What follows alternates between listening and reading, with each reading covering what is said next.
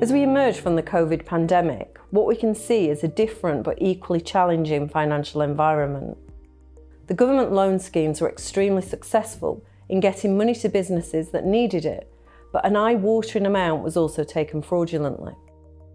However, current concerns suggest that the level of bad debt from default could easily outstrip the write-offs from fraud, with the two combined having far-reaching consequences for both lenders and company directors alike.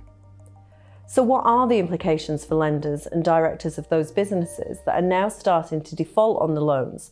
And why is it that I'm suggesting it's a potential double-edged sword for both if the government stands as guarantor for the loans?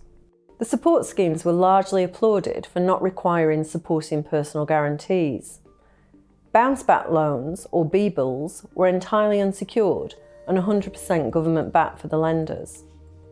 Those lenders providing coronavirus business interruption loan schemes, or C-bills, or CL bills for the large corporates turning over more than 45 million, had the discretion to choose to take personal guarantees for loans in excess of 250,000, and the government pledged to guarantee 80% of the shortfall.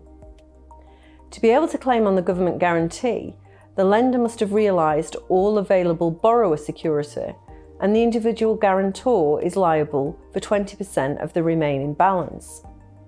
But how far must the lender go? The government process requires the lender to have pursued the personal guarantee before seeking to call on the government guarantee.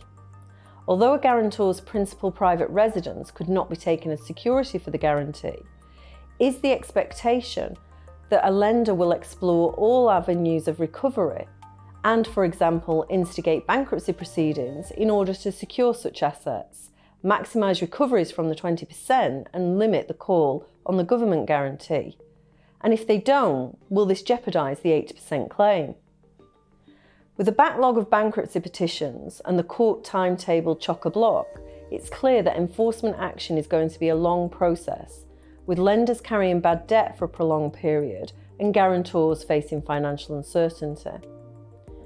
Similarly, although bounce-back loans were unsecured and the threat of wrongful trading removed for a long period, directors are not immune to claims by liquidators for fraudulent trading or breach of duty claims, which can impose personal liability.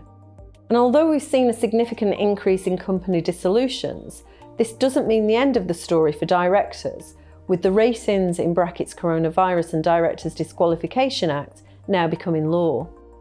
What this new act means is that dissolved companies no longer need to be restored.